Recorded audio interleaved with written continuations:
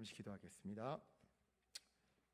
사랑하는 풍성하신 주님, 오늘도 부족하고 연약하고 흠이 많고 완악한 우리들에게 말씀을 허락하여 주시니 감사합니다. 주 성령 하나님, 우리는 하루도 주님의 은혜 없이는 살아갈 수 없는 자들임을 고백합니다.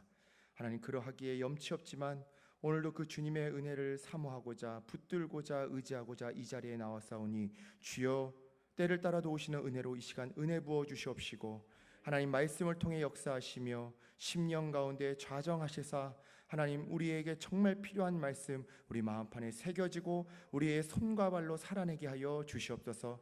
하나님, 무엇보다 이번 부흥에 정말로 간절한 기도 제목이 있어 나온 주님의 자녀들이 있습니다. 자녀들을 향한, 가족들을 향한, 사업장을 향한, 일터를 향한, 건강을 향한 하나님 그 정말 얘기할 수 없는 수많은 기도 제목 가운데 하나님 세밀하게 응답하여 주시옵소서. 하나님, 하나님의 때에 하나님의 방식으로 하나님이 정한 분량만큼 하나님이 반드시 복 주시고 이루어 주실 것을 우리가 믿습니다. 주여, 우리로 하여금 그때까지 기다리게 하여 주시옵시고 좌로나 우로나 치우치지 아니하고 오직 주님 말씀 의지하며 걸어갈 수 있도록 주의 시간 은혜를 부어 주시옵소서. 하나님의 때에 반드시 응답하실 줄 믿습니다. 하나님, 이 시간 우리가 이 말씀 듣는 것이 그날 그때를 바라보며 그때까지 하나님 정말로 주님만 의지하길 소망하는 마음으로 이 자리에 나왔사오니 주여, 연약한 믿음 가운데 도우시고 이 시간 믿음을 부어 주시옵소서. 하나님을 의지합니다. 감사드리며 살아 역사하시는 예수 그리스도의 이름으로 간절히 기도드렸사옵나이다. 아멘. 네, 오늘도 룻기 2장 전체를 중심으로 하나님은 우연한 만남을 통해 은혜를 주십니다 라는 제목으로 여러분과 은혜를 나누고자 합니다. 많이 오셨네요. 어제 오후 예배와 별로 이렇게 차이가 없는 것 같아요. 그래서 내심 감사하고 또 기쁩니다. 여러분, 문화천 영광교회 여러분은 어떻게 이렇게 오시게 되셨어요? 어떻게 등록하고 또 어떻게 이렇게 한 가족이 되셨나요? 혹시 여러분 오늘 여기 자리에 함께 하신 분들 중에서는 이 교회 성도가 아닌 분들도 있을 수도 있겠죠. 다른 분들 이렇게 소개로 오신 분들도 있겠는데 여러분 어떻게 이 교회에 오시게 되었습니까? 제가 이걸 여쭤보는 이유는요, 저처럼 이렇게 부족하고 어린 친구가 어떻게 이렇게 역사와 전통이 깊은 이 문화천 영광교회 강단에 서게 되었는지 그 과정을 좀 말씀드리려고 그래요.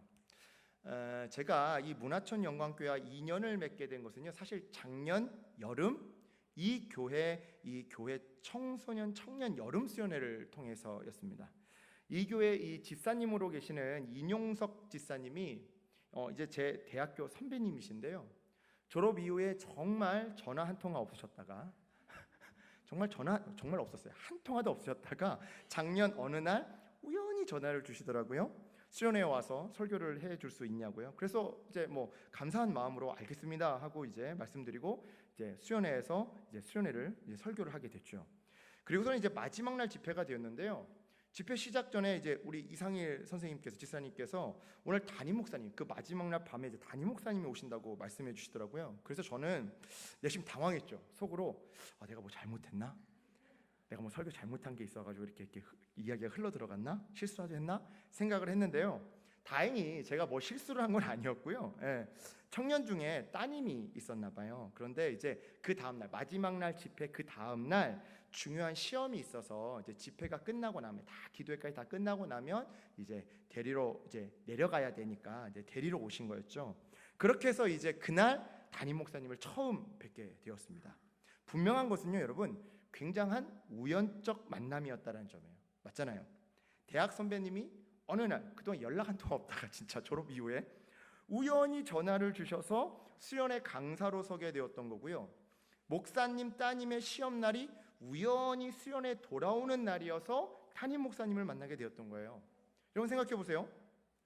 섭외 전화가 제가 아닌 다른 사람에게 갔다고 한다면, 왜냐하면 여러분 진짜 저희 대학 동문들 중에서는요 정말 대단하신 목사님들이 많거든요. 그분들에 비하면 저는요 진짜 감히 신발끈을 풀 만한 자격도 없는 그런 자란 말이에요. 그러니까 섭외 전화가 제가 아닌 다른 사람에게 갔을 확률이 굉장히 높단 말이죠. 그래서 말씀드리는 겁니다. 섭외 전화가 제가 아닌 다른 사람에게 갔다고 한다면 담임 목사님과 제가 만날 수 있었을까요? 또한 하필 따님의 그 시험날과 수련회 일정이 겹치지 않았다면, 마지막 날에 겹치지 않았다면 역시 담임 목사님과 제가 만날 수 있었겠냐고요? 아닙니다. 절대 아니에요. 이건 정말 우연한 만남인 거예요. 예. 그런데요, 여러분, 이 우연한 만남이 저에게 있어 정말 어마무시한 이제 은혜로 작용하게 되는데요. 이제 올해 6월 말이었습니다. 6월 말이었습니다. 6월 중순쯤이었죠. 정확히는 갑자기 한 달 사이에 체중이 5kg가 싹 빠지더라고요. 그리고 이제 물을 엄청 많이 들이켰어요. 그리고 물을 많이 마시니까 당연히 화장실도 엄청 들락날락해 됐죠. 저는 이게 굉장히 좋은 걸 줄 알았어요. 생각해 보세요. 뱃살 빠지는 거 싫어하는 사람 없잖아요. 그렇죠? 그동안 이제 옷장에 이제 안 맞아서 못 입던 옷들 이제 입게 됐는데 당연히 기분이 좋죠. 그리고 사실 제가 요로결석이 있어요. 그래서 사실은 제가 오른쪽 콩팥에 돌멩이가 7개가 있고 왼쪽 콩팥에 돌멩이가 2개가 있거든요. 근데 여러분, 요로결석은요, 물을 많이 마셔야 돼요. 네, 안 그래도 물을 많이 마셔야 되는데, 아니 물을 많이 마시게 됐으니까 좋잖아요. 그리고 요로결석은 원래 화장실을 자주 가는 게 굉장히 좋아요. 그러니까 화장실 자주 가니까 또 좋은 거잖아요. 그래서 저는 좋았어요. 살도 빠지네, 물도 많이 마시네, 화장실도 자주 가네, 좋아했습니다. 그런데요, 어느 날 저희 어머니가 이 이야기를 제 아내를 통해서 듣고서는 너 병원 가봐, 그거 당뇨일지 몰라, 딱 이러시는 거예요. 그래서 이제 혹시나 하는 마음에 에이 설마 그러겠어? 그러는 마음에 이제 별로 심각하게 생각 안 하고 정말 소풍 가는 느낌으로 동네 병원에 가서 이제 피 검사를 했습니다. 그런데 웬걸요? 공복 혈당 382에 당화혈색소 11.2가 나온 거예요. 뭐 이건 의심의 여지가 없죠. 당화혈색소가 11.2면 이건 뭐 의심의 여지가 없는 거예요. 예, 당뇨 확진이었죠. 병원에서 물어보더라고요. 가족력이 있습니까? 아니요. 1년 전 피검사에 내당능, 그러니까 내당능이 뭐냐면 당뇨 전 단계거든요. 공복이 이제 100에서 130 나오면 내당능이라고 해요. 자, 내당능 판정을 받은 적 있으십니까? 아니요. 제가 1년 전에 피검사를 했었어요. 제가 이제 이 척수 기증인가요? 조혈모 세포 기증을 이렇게 해놓은 게 있었는데 그게 작년에 성사될 뻔했었어요. 그걸 하면 피검사를 여러 번 더 합니다. 제가 피를 줄 만한 사람인지 아닌지를 알기 위해서. 그럼 이제 종합적인 검사를 하는데 그때 전혀 이상이 없게 나왔었거든요. 그러니까 1년 전에 내당능 판정 받은 적 있습니까? 아니요.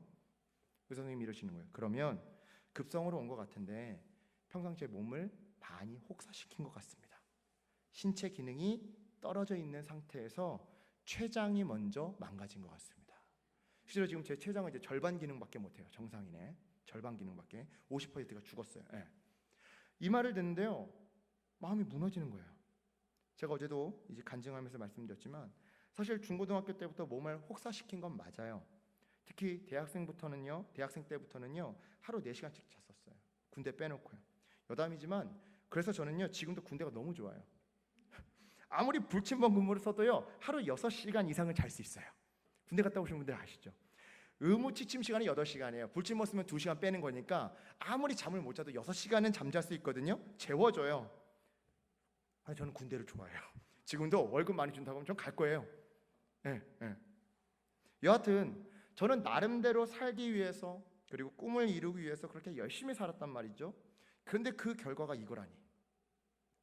아니, 나보다 더 뱃살 나오고 나보다 더 단 거 많이 먹는 사람도 40살 이전까지 멀쩡하게 잘만 살던데, 가난한 집에서 태어나서 나름 살아보겠다고 아등바등한 나에게 왜, 가난한 형편의 신대원 가서 3년 내내 하루 3시간 자면서 낮에는 일하고 밤에는 레포트 쓴 나에게 왜, 다른 것도 아니고 주님 일 해보겠다고 하나님 나라 꿈 가지고 열심히 살아온 나한테 왜 이런 일이 일어났는지 설명이 안 되는 거예요. 여러분, 원래 여러분도 고난을 겪어보신 분들은 알 거예요. 고난 때 가장 힘든 거는요, 왜라는 것에 답을 내릴 수 없다라는 거예요. 사실 그게 나를 미치고 팔짝대게 만드는 거잖아요. 왜? 나한테 왜? 그날 하루 종일 울었습니다. 네.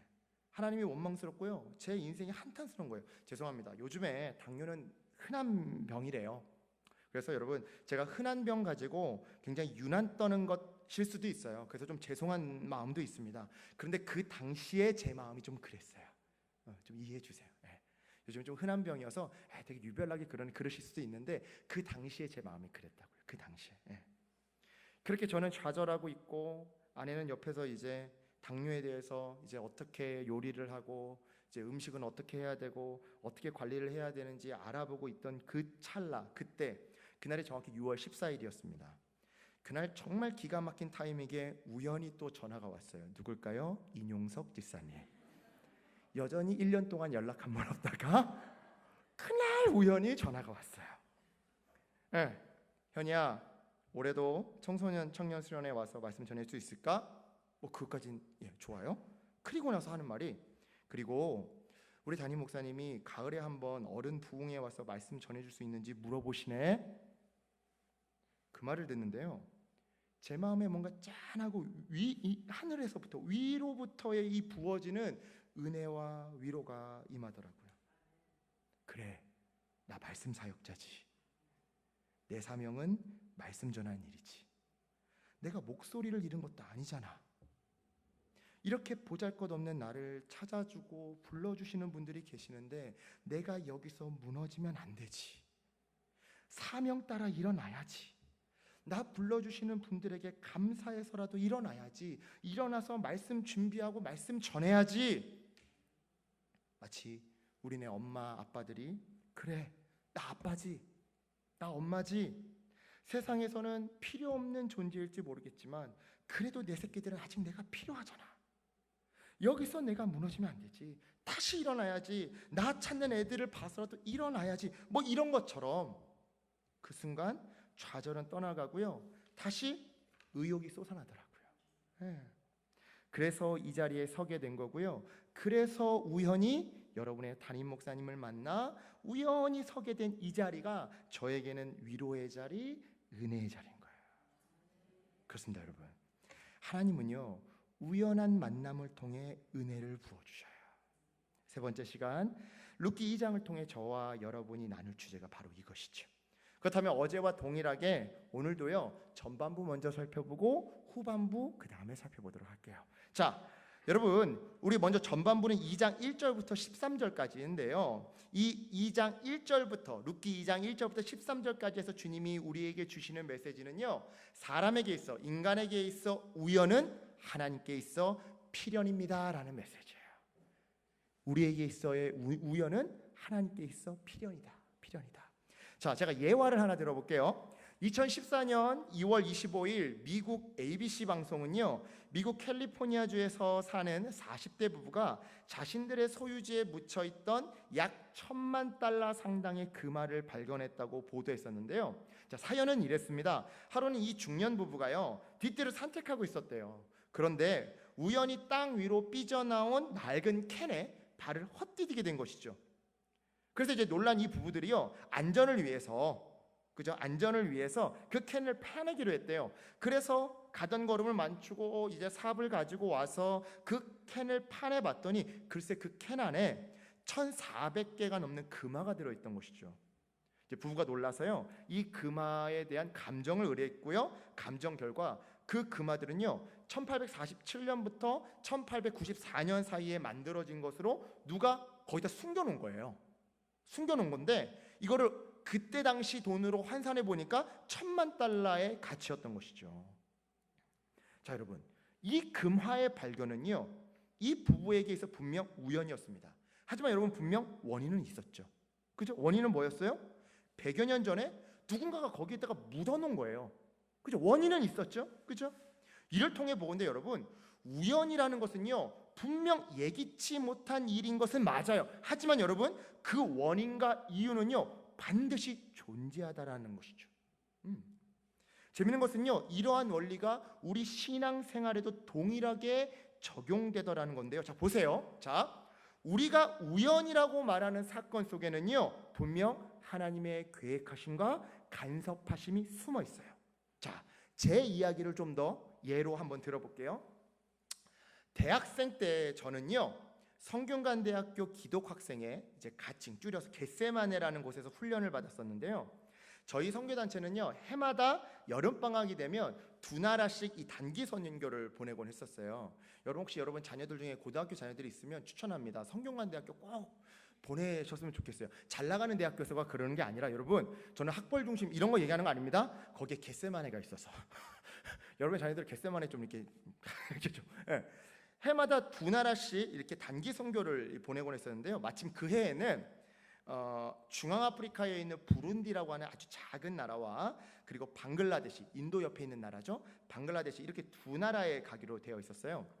그런데 여러분, 이 두 나라 중에서 아프리카는요, 그때 당시만 해도 벌써 14년째 해마다 갔었던 그런 메인 이벤트였고요. 그에 비하자면 이제 방글라데시 단기 선교는 그해 처음으로 가는 그런 약간 깍두기 같은 느낌. 깍두기 뭔지 아시죠? 우리 술래잡기 하면 깍두기, 그런 느낌이었어요. 네, 그런 느낌이었어요. 즉 아프리카 단기 선교는 가려는 신청자도 많고 또 뭔가 주목받는 그런 행사였다면, 이 방글라데시 선교는 가려는 애들도 없고 뭔가 주목도 덜 받는 깍두기 신세였다 이 말이죠. 당시에 저는요, 대학생 치고는 좀 많은 나이였어요. 27살. 즉 어느 나라를 선택하든 팀장으로 가야 하는 그런 나이였던 것이죠. 그때 제 속마음은요, 사실 아프리카를 가고 싶었어요. 제가 말씀드렸죠, 주목받는 자리니까. 뭔가 이제 아프리카 선교 갔다 오면 이번에 아프리카 가? 막 갔다 오고 나면 그 해의 팀장 누구였어? 이현희 선배님이었어? 주목받는 자리거든요. 예. 근데 문제는요, 제가 어제도 말씀드렸죠, 26살에 제가 은혜 받은 말씀, 저로 하여금 사역자가 되기로 결단하게끔 만들었던 그 말씀이 뭐였다고요? 창세기 13장. 그 말씀을 기준으로 하자면, 그때 받은 은혜대로 하자면, 저는요, 제 눈에 좋아 보이는 것이 아니라 하나님이 보게 하시는 곳으로 가야 하는 거잖아요. 맞죠? 그죠? 네. 쉽게 말해 아무도 가려고 하지 않는 곳으로 가는 것이 말씀을 통해 받은 제 삶의 기준, 나침반이었다 이 말이죠. 그러니까 뭔가 마음속에서는요, 자꾸 방글라데시를 선택해야만 될 것 같은 거예요. 이게 하나님 기뻐하시는 거다. 이게 작년에 내가 받았던 이 말씀대로 살아가는 삶이다. 내가 가고 싶은 곳이 아니라 하나님 자꾸 거룩한 부담감으로 바라보게 하시는 곳, 아무도 가려고 하지 않는 그쪽으로 가면 고생할 게 뻔한데 하나님이 자꾸 마음 주시는 곳, 거기로 가야 한다. 그러니 내적 갈등이 심한 거예요. 오라 나는 공고한 자로다. 내 안에 두 마음이 맨날 싸우노니 아프리카와 방글라데시. 여기 가면 주목받는데 여기에 하나님 뜻이 있는 것 같고, 내적 갈등을 겪었던 거예요. 그러다 하루는요, 1학년들이 헌신 예배를 드리는 날이었어요. 자, 2부 순서로 1학년 친구들이 말씀 뽑기를 준비했더라고요. 좀 예외적인 일이었어요. 원래 저희 선교단체는 이 말씀 뽑기 같은 거 이런 거 잘 안 해요. 겟세마네는. 근데 그날 걔네들이 그걸 준비한 거예요. 마침 그날이 이제 어느 나라로 가야 할지 선택해야 하는 마지막 날이었어요. 여하튼 이제 순서에 따라 이제 말씀을 뽑았죠. 근데 웬걸요? 우연히 뽑은 말씀이 정확히 기억은 안 나요. 왜냐면 그때 당시에는 그게 하나님의 섭리였는지 몰랐으니까. 나중에 제가 제 인생을 돌이켜보니까 하나님의 섭리여서 그 말씀을 떠올리려고 그러는데 잘 기억이 안 나더라고요. 잘 기억은 안 나는데 이런 뉘앙스의 말씀이었어요. 어떤 뉘앙스였냐면, 네 마음속에 품은 뜻을 속히 행하라. 어떻게 합니까? 방글라데시 가야죠. 그렇죠? 그래서 방글라데시 팀장으로 가게 되었습니다. 근데 그때 이 방글라데시 선교가 좀 특이했던 게, 원래 저희 선교단체는 항상 저희끼리만 단기 선교를 가요. 근데 그때는 이 방글라데시 단기 선교는요, 지역교회랑 같이 연합팀을 꾸려서 가게 되었었어요. 그때 같이 팀을 꾸린 교회가 지금 제가 사역하는 강남 비전교회예요. 강남 비전교회. 여하튼 기왕지사 방글라데시로 가게 된 것도 열심히 해야 되겠죠. 제 인생 지론이 그래요. 뭐 하기 싫든 하기 좋았든 일단 맡았으면 즐겁게 해야죠. 열심히 해야죠. 재밌게 해야죠.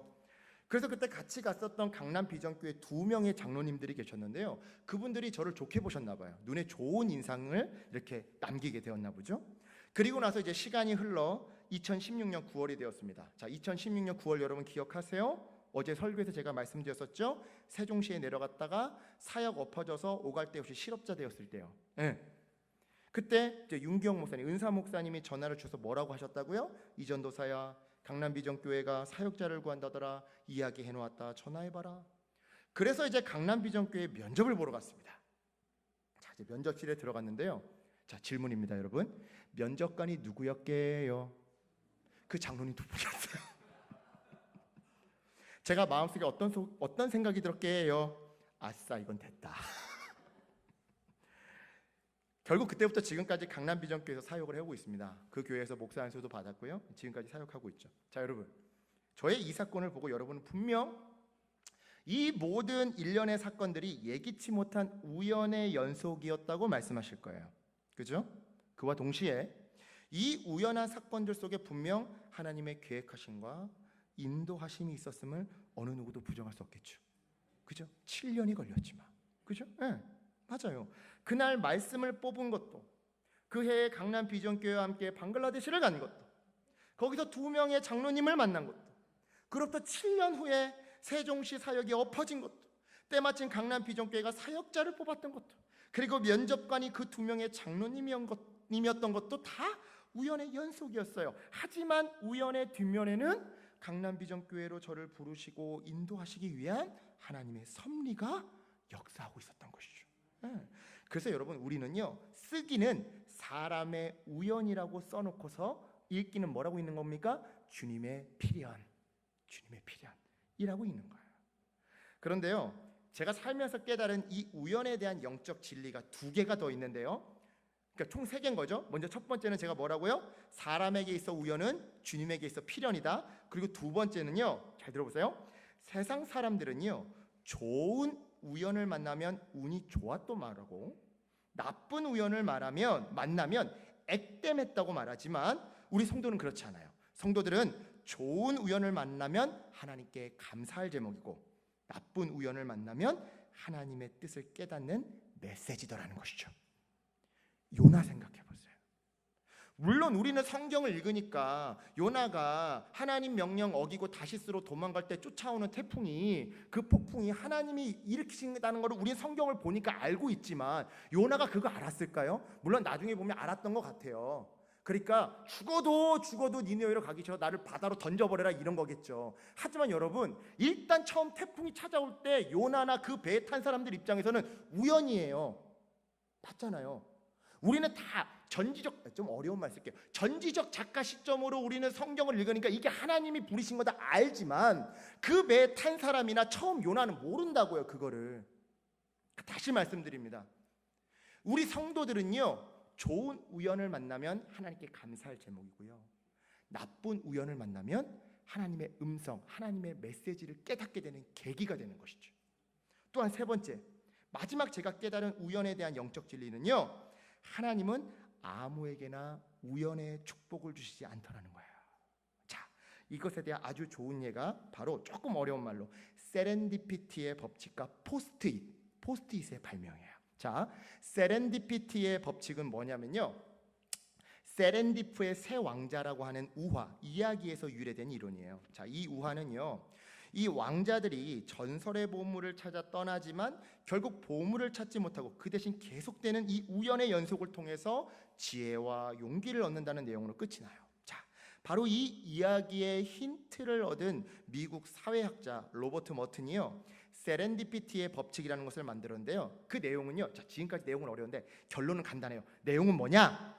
준비된 자에게 우연히 찾아오더라는 거예요. 준비된 자에게.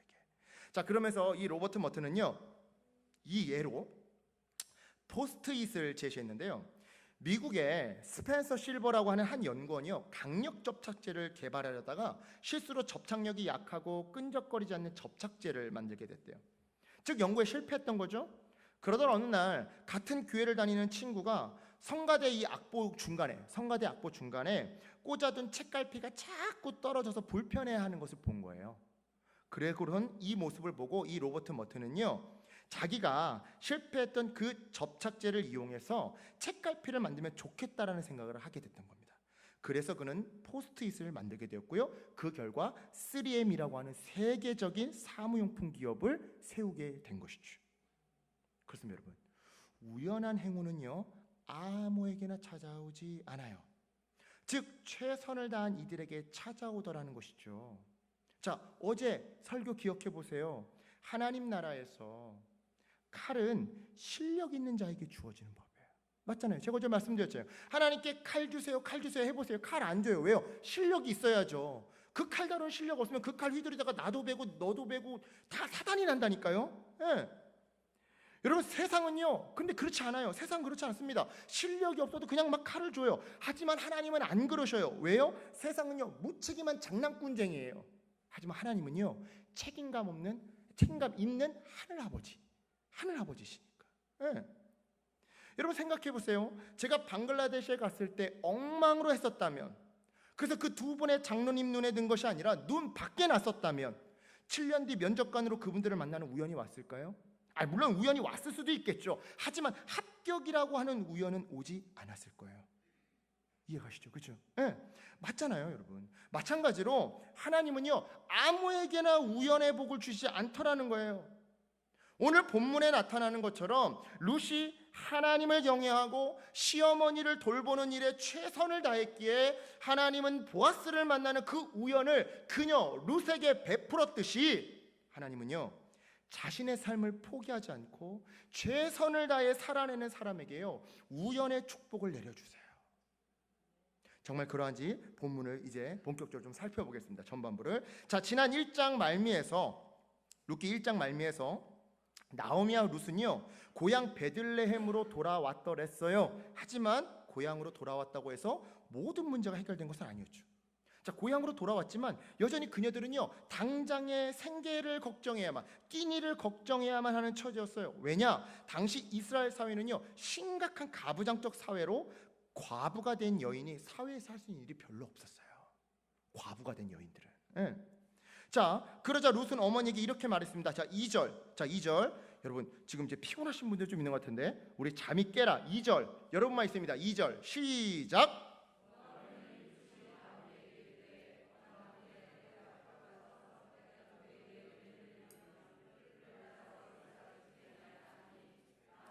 그에게 이르되 내 딸아 갈지어다 하매. 아멘.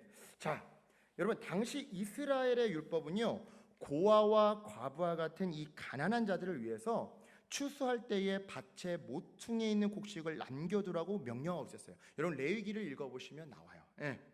또한 같은 이유로 추수하다가 떨어진 이삭을 다시 줍지 말고 남겨놓으라고 명령하고 있었죠.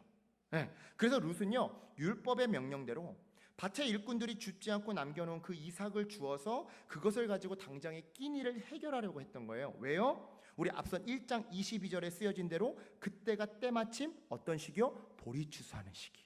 그죠? 네. 하지만 여러분 잘 아셔야 돼요. 아무리 율법에 그렇게 명시되어 있다 하더라도요 인간은 죄인이에요. 죄인. 당시에 떨어진 이삭을 줍는 것은요 주인의 허락 없이는 정말 어려운 일이었다라는 것이죠. 한마디로 하나님의 은혜가 아니고서는요 불가능한 일이었다 이 말이에요. 그래서 2절에서 룻이 내가 누구에게 은혜를 입으면 그를 따라서 이삭을 주겠나이다 하고 말했던 거예요. 하나님의 은혜로 하나님이 친히 그 땅 주인의 마음을 움직여 주셔야지만 주인의 허락을 받아서 이삭을 줄 수 있었으니까 말이죠. 그래서 룻은요 자신에게 호의를 베풀어 줄 그런 주인을 찾아 집을 나섰던 겁니다. 선뜻 떨어진 이삭을 주라고 허락해 줄 바로 그런 주인을 찾기 위해서 말이죠. 다른 말로 하자면 여러분 룻은요 잘 들어보세요. 하나님의 은혜를 찾아 나섰던 거다 이 말이에요. 다시 한번 하나님의 은혜를 찾아 나섰다. 네.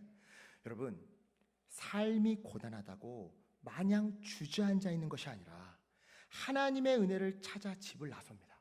여러분 정말 멋있지 않습니까? 저는 개인적으로요 이런 룻의 삶의 자세가 너무나도 좋아요. 너무나도 멋있어요. 네. 절망스럽고 고통스러워도 아직 남아있는 내 남은 인생이 찬란하기에 또한 내가 책임져야 할 가족들이 있고 영혼들이 있기에 수고롭고 괴롭지만 주님의 은혜를 찾아 집을 나서는 믿음. 그렇습니다 여러분. 하나님의 은혜는요 집 안에도 있지만요 집 밖에 더 많이 숨어 있어요. 마찬가지로 여러분 하나님의 은혜는요 예배당 안에도 있지만 예배당 밖에도 숨어 있다라는 것이죠. 여러분 우리가 이것을 깨닫고 예배당 밖에 숨어있는 교회 밖에 숨어있는 하나님의 은혜를 발견할 때 여러분 그때가 바로 신앙의 한 단계 성숙한 순간인 거예요. 여러분 오해하지 마세요. 그렇다고 교회 오지 말라라는 말이 아니에요. 꼭 이런 얘기하면요 여러분들 이제 어르신들이니까 이제 분별을 하시면 청년들이 이렇게 얘기하면 목사님 저 내일부터 이제 교회 안 나올게요. 왜? 교회 밖에도 은혜가 있다면서요. 여러분 그런 말이 아니에요. 여러분 주님은요 예배 때 가장 분명히 말씀하세요. 아멘. 다시 말씀드립니다. 하나님은요 예배 때 가장 분명하게 말씀하세요. 아멘. 네. 그런데 하나님의 그 말씀은 어디서 성취된다? 예배당 밖에서 성취된다. 예를 들어볼까요? 자, 취업 응답. 내가 너 반드시 취업시켜 주리라 라고 하는 그 취업 응답 예를 들어보자고요. 취업 응답은요 예배당에서 교회에서 예배할 때 받아요. 하지만 실제 취업 성취는 어디서 이루어진다고요? 예배당 밖에서 이루어진다고요. 이런 맥락에서 여러분 말씀드리는 거예요. 여러분, 교회와 세상을요 이분법으로 나눠서 생각하지 마세요. 예. 세상은 상처받는 곳, 교회는 위로받는 곳, 이렇게 이분법으로 생각하지 마세요. 세상에서는 일하는 곳, 교회는 일하지 않고 그냥 쉬는 곳, 이렇게 이분법으로 생각하지 마시라고요. 여러분, 가장 선명하게 위로받고 은혜받는 곳이 교회라는 것이지, 그렇다고 세상 속에 하나님의 은혜가 없다라는 말이 아니라고요. 우리는 실로 여러분, 운동을 하다가도 하나님의 임재를 경험할 수 있고요, 병실에 누워있다가도 하나님의 임재를요 경험할 수 있어요. 예. 또한 원수와 화해했을 때도 하나님의 임재를 경험할 수 있고요, 심지어는 집안일 하다가 정리정돈하면서도 하나님의 진리를 깨달을 수 있다고요. 제 예를 들어볼까요? 저는요 묵상 노트, 큐티 묵상 노트를 한번 새로 샀다가 하나님의 은혜를 깨달은 게 있어요. 그리고 그 덕분에 지금 결혼생활 잘하고 있어요. 뭐냐면요, 제가 이제 26살에 이제 사역자 되기 결심하고 나서 그때부터 큐티를 하면서 묵상 노트를 샀었어요. 이제 목사님들 설교도 적고 큐티한 거 은혜 받은 것을 이제 쓰려고. 그러면 여러분, 이제 묵상 노트를 요만한 이제 노트를 사잖아요. 손 노트 같은 걸 사잖아요. 그러면 그 앞에 이제 꾸미는 거예요, 나름. 그죠? 제 영어 이름이 모세예요. 제가 모세를 굉장히 좋아해가지고, 여러분 좀 이렇게 되게 좀 오글거려도 좀 참아주세요. 아무튼 제 영어 이름이 모세예요. 제 나름대로 제 멋대로 지었어요, 그냥. 그래서 모세의 묵상 노트 다 이렇게 앞에다 꾸미는 거예요. 아무것도 안 써있는 노트를. 근데 여러분, 어느 날은요 이렇게 써봐도 마음에 안 들고, 지웠다가 이렇게 써봐도 마음에 안 들고, 빨간색을 칠해봐도 마음에 안 들고, 파란색을 칠해봐도 마음에 안 들고, 꽃을 그려도 마음에 안 들고. 그죠? 여러분들 그런 적 있죠? 뭔가를 꾸며놓으려고 했어요. 그죠? 뭐를 사서 꾸미려고 했는데 이렇게 놔둬도 마음에 안 들고, 저렇게 놔둬도 마음에 안 들고. 그죠? 제가 그때 깨달은 게 있어요. 아무것도 내가 뭔가를 안 한, 있는 그대로가 가장 예쁜 거구나. 맞잖아요. 만족한 적이 있으세요? 없잖아요. 깨끗한 노트에 누구누구의 묵상 노트 써봐요. 마음에 안 들어. 이거 글씨가 왜 이렇지? 여기다 꽃을 그릴 걸 그랬나? 아니야. 여기다가 뭐 십자가를 그릴 걸 그랬나? 아니야. 여기다 성경. 마음에 안 들죠? 그냥 있는 모습 그대로가 제일 예뻐요. 제가 그때 깨달은 게 뭐냐면요, 내가 사람한테도 그러고 있지 않는가? 저 사람 있는 모습 그대로가 가장 예쁘고 아름다운데, 자꾸 내 스타일을, 내 성격을, 내 기준을 뒤집어 씌워놓고서는 너 이래서 마음에 안 들어, 저래서 마음에 안 들어 하고 있는 것은 아닌가? 그날 저는 하나님의 임재를 경험하고요, 제 못된 고집을 발견했어요. 그게 아니었다면 저는 결혼해서 맨날 부부싸움 했을 거예요. 우리 아내는요, 어쩜 그렇게 세탁기에 양말을 집어넣을 때 거꾸로 넣는지 모르겠어요. 미치고 팔짝 뛰겠어요. 막 빨래를 해가지고 꺼내보면 항상 양말이 거꾸로 돼 있어요. 아니, 왜 옷걸이에 옷을 넣는데 와이셔츠는 와이셔츠끼리, 수건은 수건끼리 널어놓으면 얼마나 좋습니까? 왜 막 이렇게 돼 있어요? 막 옷걸이 이렇게 걸어놓으라고 얘기도 맨날 이렇게 걸어놔요. 막 미쳐버릴 것 같아요. 막. 근데 그거 가지고 안 싸워요. 왜요? 내 와이프는요, 이름이 이진주인데요, 진주는요 요렇게 살 때가 가장 예뻐요. 무슨 말씀인지 아시겠어요? 있는 모습 그대로가 제일 예뻐요. 근데 우린 자꾸 내 스타일을 뒤집어 씌워요. 그래놓고 마음에 안 들다고 이거 고치라고 저거 고치라고. 그러면 부인들이 그러죠. 아니, 시킬 때는 언제고 이제 와서 싫대? 그죠? 여러분, 제가 말씀드리고자 하는 게 뭐예요? 우리는 일상생활 속에서도 하나님의 임재를 경험할 수 있다고요. 은혜는요, 교회에서만 받는 게 아니라 일상생활 속에서도 받을 수 있는 거라고요. 여러분 명심하세요. 우리는요, 교회에서도 세상에서도 은혜를 발견해내야 하는 거예요. 동시에 뒤집어서 얘기하자면 세상에서도 일하고 교회에서도 일하는 거예요. 네. 여하튼 여러분, 그렇게 그녀는요, 이 룻은요, 하나님의 은혜로 자신에게 선뜻 그 떨어진 이삭을 주라고 허락해줄 주인을 찾아 이밭 저밭을 돌아다녔는데요, 그러다가 우연히 그녀는요, 보아스라고 하는 사람의 밭에 이르게 되었습니다. 자, 3절 보세요. 3절에서 여러분, 우연이라고 하는 단어에 여러분 동그라미 치세요. 우연히. 여러분, 이 우연이라고 하는 단어를 잘 기억해 두세요. 우리말 신구약 성경 전체를 통틀어 딱 4번밖에 안 나오는 단어가 이 우연이에요. 우연. 그 4번 중에 한 번이 바로 이 룻기에 등장한다고요.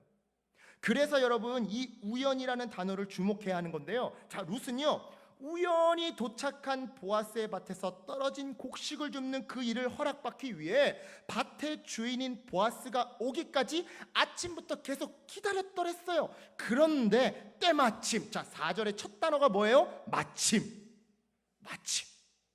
때마침. 룻이 기다리던 그때 마침 보아스가 밭에 도착해서 룻과 만나게 되었던 것이죠. 자 여러분, 우연히 도착한 보아스의 밭에서 룻은요 때마침 보아스를 만나게 돼요. 여러분, 이것이 얼마나 놀라운 우연의 연속인지 여러분 감이 오세요? 성경이요 우연이라는 단어와 마침이라는 단어를 사용해 가면서 지금 이 두 사람의 만남이 얼마나 우연을 가장한 하나님의 필연적 만남임을 보여주고 있음을 여러분 눈치채고 계시냐 이 말이에요. 성경 신구약성경 통틀어 4번밖에 안 나오는 그 단어가 딱 한 번 여기 나온다니까요. 그렇습니다 여러분. 지금 이 우연적인 만남은요 하나님께서 만들어주신 정말 기적과도 같은 만남이었어요.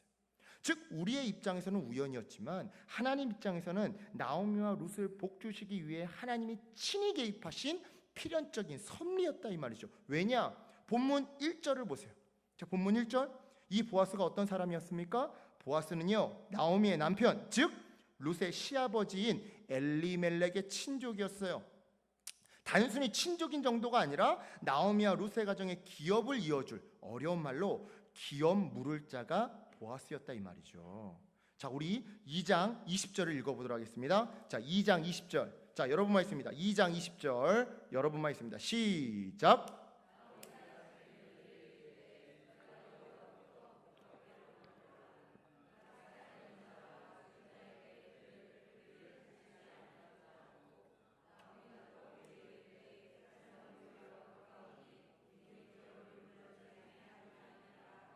아멘. 자, 묻겠습니다 여러분. 룻이 이 사실을 알고 보아스 밭에 찾아갔던 걸까요? 아니죠. 아니에요. 룻은요 그저 자기의 남은 인생을 살아내기 위해, 그리고 시어머니를 책임지기 위해, 무엇보다 세상 속에 숨어있는 하나님의 은혜를 찾아내기 위해 우연히 보아스의 밭에 가게 됐던 거예요. 단지 그뿐이라고요. 그랬는데 때마침 우연히 보아스를 만나게 되었던 것이고요. 하필 또 그 보아스가 바로 기업 물을 자였던 것이죠. 그래서 여러분, 이 우연적인 만남을 보고 우리는요 하나님의 은혜요, 하나님의 섭리이자 하나님의 필연이었다라고 말하는 거예요. 그렇습니다 여러분. 세상 사람들의 눈에는요 우연으로 보이는 일들이 참 많이 있습니다. 하지만 우리 그리스도인들에게 있어 그 모든 우연들은요 다 하나님의 필연적 은혜예요. 필연적 은혜. 저와 여러분이 지금 이 자리에 만난 것도요 작년서부터 시작된 우연의 결과물이지만, 아니 어쩌면 대학생 때 제가 인용석 집사님을 우연히 선배로 만나게 된 그 우연의 결과물이지만 결국 하나님의 필연적 은혜다 이 말이죠. 여러분, 우리의 인생을 한번 돌아봅시다. 여러분, 우리가 지금껏 살아오면서 얼마나 많은 우연한 만남과 우연한 사건을 경험해 왔습니까? 그죠? 셀 수 없죠. 그런데 오늘 본문은요 우리 인생의 그 모든 우연을 보고 뭐라고 말하는 거예요? 그 모든 우연이 우리를 회복시키기 위한 하나님의 필연이었다라고 말하는 거예요. 그렇습니다. 우연을 가장한 하나님의 그 은혜로 우리가 지금 이 자리에 앉아 있는 거고요. 우연을 가장한 하나님의 그 은혜로 지금 우리가 치유와 회복의 인생을 살아가고 있는 거예요. 여러분, 이걸 믿으셔야 돼요. 네. 계속해서 2장 전반부에서 한 가지 더 살펴볼 것이 있는데요. 그것을 아까 전에 잠시 말씀드렸지만 바로 룻의 삶에 대한 태도예요. 아무것도 할 수 없는 과부였지만 그렇다고 해서 룻은요 아무것도 할 수 없는 이 지금의 상황에 마냥 주저앉아 있지만은 않았어요. 지금의 상황에서 자기가 할 수 있는 것을 시작했죠. 그것은 바로 바닥에 떨어진 이삭을 줍는 일이었어요. 근데 여러분, 여기서 한번 생각해 보세요. 다른 사람이 추수할 때 나는 남은 곡식, 떨어져 있는 곡식을 줍는다? 여러분, 이거는요 내가 가난한 자임을 증명하는 일이에요. 맞잖아요. 내가 품꾼받는 정식 일꾼이 아니라 내가 가난한 자라는 증명이라고요. 그러니까 남들이 떨어뜨려놓은 거 그거 줍고 있는 거죠. 즉 자존심 상한 일이다 이 말이에요. 네. 뿐만 아닙니다. 그녀는 모압에서 온 이방인이었어요. 이방인에 대한 차별이 심한 이스라엘 땅에서 모압 사람으로 살아간다? 여러분, 이것은요 어마어마한 용기가 없이는 불가능한 일이었다고요. 하지만 그녀는요, 설사 자기의 자존심이 망가진다 하더라도요, 용기를 내서 바닥에 떨어진 이삭을 줍습니다. 왜요? 하나님이 맡겨주신 나오미를, 하나님이 맡겨주신 가족 동료 지체를, 하나님이 남겨주신 내 남은 인생을 책임지기 위해서요. 이처럼 룻 그녀가요, 하나님이 맡겨주신 영혼을 책임지기 위해 자기의 자존심을 내려놓았을 때, 여러분, 하나님은요, 우연을 가장한 필연이라는 은혜로 룻에게 역사하셨던 거예요. 여러분, 우리도 마찬가지입니다. 앞서 설명드렸던 이 세렌디피티의 법칙 기억하시죠? 여러분, 절망 속에 있다고 마냥 주저앉아 있어서는 안 되는 거예요. 아무것도 가진 것이 없다고 낙담하면서 집안에만 있어서는 안 된다고요. 마찬가지로 내가 할 수 있는 일이 없다고 24시간 예배당에만 앉아 있으면 그 역시 안 되는 거예요. 여러분, 오히려 그럴수록 지금 내가 할 수 있는 일을 찾아야 하는 거예요. 설사 그 일이 내 자존심을 내려놓아야 하는 그런 일이라 할지라도요, 설사 그 일이 떼양빛 밑에서 허리 한번 제대로 필 여유조차 없는 그런 고된 일이라 할지라도요, 지금 내가 할 수 있는 일이라면 그 일에 최선을 다해야 하는 거라고요. 그리고 나서 그 결과를 하나님께 맡겨드리는 겁니다. 그래야 할 때 우리 주님은요, 우연으로 가장한 필연으로 우리의 삶을 책임져 주시는 거예요. 신대원 3학년 때였습니다. 그때도 이제 학원에서 계속 일을 하고 있었는데요, 이제 10월 달에, 신대원 3학년 10월 달에 이제 결혼을 하기로 해놓고서는 그동안 학원에서 일했던 학원에, 이제 일해왔던 학원에 제가 8월까지만 일을 하고 그만두겠다고 얘기를 했어요. 근데 여차저차해서 이 원장님이 같은 신대원 동기였는데 여차저차 해가지고 저를 좀 안 좋게 해고를 하셨어요. 그래서 이제 사실은 10월 달까지 좀 더 결혼 전까지 다니려고 했었는데, 일을 하려고 했었는데 돈이 없으니까, 제가 어제 말씀드렸죠, 사기 결혼했다고, 돈 400만 원 들고 결혼했다고. 여러분, 청년들 중에 혹시 나는 가진 것이 없어 결혼을 못한다는 생각이 있는 분들이 있다고 한다면 괜찮습니다. 결혼의 문은 열려 있습니다. 여러분, 내 밑장을 다 보이지 말라라는 것뿐입니다. 어제 설교 기억나시죠? 거짓말 하라는 게 아니에요. 밑장을 다 보일 필요가 없다라는 거예요. 여하튼, 그러니까 저는 돈이 없으니까 결혼 직전까지 계속 같은 신대원 동기기도 하고 학원 원장 선생님이 일하려고 했는데, 뭐가 이렇게 좀 마음이 섭섭하셨는지 8월까지만 일하고 나오지 말라라고 한 거예요. 아니, 예식장은 다 잡아놓고 했는데 결혼 진행금을 내야 되는데 없잖아요. 건설 현장 갔어요. 제가 할 수 있는 일이 그거밖에 없어서요. 그거 하면서 신혼집 근처에다가 또 학원 막 원서 넣고 했어요. 그래서 학원을 딱 했어요. 마침 또 새로 잡은 학원은요, 원장 선생님 부부가 다 교회 다니시는 분들이어가지고, 아이고 전도사님이 우리 학원에서 강사한다고 좋다고 제발 와달라고 해서 했어요. 근데 12월 달에 결혼한 지 2달도 안 돼서 부당해고 당했어요. 아니, 좋다고 뽑아놓고서는 제가 분명 그랬거든요. 나는 사역자라서 일요일날 보강 못한다. 시험기간에도 나는 일요일날 보강 못합니다. 아이, 괜찮대요. 사역자가 자기네 교회 강사만 해줘도 감사하대요. 그래놓고 뽑아놓고서는 시험기간에 보강 안 해준다고 자른 거예요. 그냥 1년도 안 됐는데 그냥 다음 주 나오지 말래요. 그래서 어떻게 했어요? 택배 알바 갔어요. 제가 할 수 있는 일이 그거밖에 없으니까. 그러면서 또 과외 알아봤어요. 여러분, 다시 말씀드립니다. 마냥 주저앉아 있는 게 아니에요. 하나님은 나를 도우셔요. 근데 내가 집구석에 가만히 앉아있으면 하나님 나 못 도우셔요. 지금 내가 할 수 있는 일이 그것밖에 안 된다면 그거라도 하러 나가는 거예요. 그럴 때 하나님이요, 그 고난을 아주 영원토록 지속시키는 게 아니라 우연한 만남을 통해서 전화위복을 시켜주셔요. 그걸 찾아 나가는 거지, 주여 주실 줄 믿습니다 24시간 예배당에 앉아있고 24시간 집에만 있는 게 아니라고요. 그렇습니다. 여러분, 우리의 인생은요, 우연의 결과물이에요. 제가 잘릴 줄 알고 잘렸나요? 우연히 잘렸지. 우연의 결과물이에요. 왜요? 여러분, 우리 인생은요, 결코 내 계획대로, 결코 내 뜻대로 흘러가지 않아요. 그렇잖아요. 여러분 지금까지 여러분의 계획에서 1.1의 오차도 없이 살아오신 거 아니잖아요. 그죠? 늘 우연이라고 하는 예상치 못한 일을 만나서 그 계획이 틀어지고 또 틀어져서 지금 이 자리에 앉아 계신 거잖아요. 여러분, 엄마 뱃속에서 태어날 때부터 나는 문화촌 이 마을에서 살아야지 뭐 계획 세워놓고 이 자리에 여기 이사 오신 분 계세요? 없잖아요. 내 인생이 틀어져서 이 자리에 앉아 계신 거잖아요. 그죠? 네. 그래서 우리의 인생은요, 우연의 결과물인 거예요. 그런데 이 우연의 뒷면을 가만히 살펴보니까 우연이라고 하는 것 이면에는 하나님의 필연이라고 하는 은혜가 숨어 있더라는 것이죠. 여러분, 이 교회에서 얼마나 은혜 많이 받았어요, 솔직히. 그죠? 여러분, 제가 빈말로 하는 게 아니라요, 요즘에 이런 교회 없어요. 일단 요즘에 부흥회 하는 교회도 없고요. 제가 어제 여러분 같이 식사했잖아요. 이렇게 가족 같은 교회 없어요. 제가 어제 설교 예약 때 들었죠? 요즘에 돈으로 다 해결한다고요. 식당서부터 모든 거 다 돈으로 해결합니다. 누가 두 팔 벗어서 가족같이 이렇게 합니까? 이런 교회 없어요. 이렇게 가족 찬양 이렇게 뜨겁게 하는 교회 요즘에 흔치 않아요. 여러분 얼마나 행복한 교회 다니시는지 좀 자부심을 가질 필요가 있어요. 예.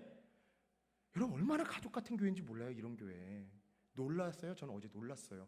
요즘에도 이런 교회가 있구나. 저는 진짜 한국교회 요즘에 어떡하나 했는데 어제 같이 밥 먹고 예배하는 모습 보면서 야, 한국교회 작은 교회 희망 있다. 예. 그래서 우리는요, 다시 말씀드립니다. 인생은 우연의 결과물이다라고 써놓고서 읽기는 인생은 은혜의 결과물이다라고 읽는 거예요. 예. 그러니 여러분, 혹시 지금 절망 속에 있다고 그 절망 속에 마냥 머물러 있지 마세요. 오히려 우연이라고 불리는 그 때마침의 은혜를 얻기 위해, 때를 따라도 오시는 그 하나님의 은혜를 얻기 위해 길을 나서세요. 오히려 우연이라고 불리는 그 때마침의 은혜를 얻기 위해 세상 가운데 담대하게 나아가시라 이 말이에요. 그 자리가 절망이든 눈물이든 무기력이든 지금 내가 있는 그 자리에서, 그것이 지팡이이든 온전치 못한 내 건강이든 변변치 못한 기술이든 택도 없는 자본이든 지금 내가 가지고 있는 그것을 가지고요, 최선을 다하시라 이 말이에요. 그리고 그 결과를 하나님께 맡겨드리는 겁니다. 예. 그리할 때 하나님은요, 세상 사람들이 말하는 그 우연을 통해 우리를 반드시 회복시켜요. 반드시 회복시켜요. 자, 그렇다면 이제 전반부는 이렇게 마무리 짓고요, 이제 2장 후반부를 우리가 살펴볼 건데요. 자, 2장 후반부를 통해서 우리 주님이 주시는 메시지는 뭐냐? 하나님은 사람을 통해 끝이 없는 은혜를 부어주신다 이거예요. 사람을 통해. 자, 우리가 앞서 봤던 2장 전반부에서 룻에게 자신의 밭에서 이삭을 줍도록 은혜를 베풀었던 보아스는요, 단순히 이삭 줍기를 허락하는 정도에서 은혜 베풀기를 멈추지 않았습니다. 그는요, 먹는 것에서도 계속해서 은혜를 베풀었는데요. 자, 이게 무슨 말인고 하니, 전십대가 되자 보아스는요, 굳이 밥을 주지 않아도 되는 극빈계층의 과부 룻에게 자신들의 일꾼들과 똑같은 식사를 제공해 주었더라 이 말이죠. 여러분, 건설 현장에서 일해 보신 분들은 알 거예요. 그래도 일당 받고 일하는 사람들은요, 점심밥이 나와요. 그런데 간혹 그 근처에서 정말 가난한 사람들이 폐지주로 이렇게 현장에 들어오신 분들이 있거든요. 그 사람들한테 밥 안 줘요. 밥 줄 의무가 없잖아요. 맞잖아요. 그죠? 룻이 그런 상황이라고요. 룻은 정식품 삭군이 아니에요. 극빈계층이에요. 그냥 떨어진 거 주스러 온 거라고요. 이 사람한테 밥을 왜 줘요? 근데 보아스는 지금 룻에게까지 밥을 주고 있는 거예요. 자, 14절 보세요. 14절 내용이죠. 여러분, 14절 내용을 눈으로 보시면서 한번 곰곰이 생각해 보세요. 항상 내일을 걱정하며 끼니를 연명하던 룻에게, 여러분, 이 얼마 만에 정말 배불리 먹어본 식사였겠습니까?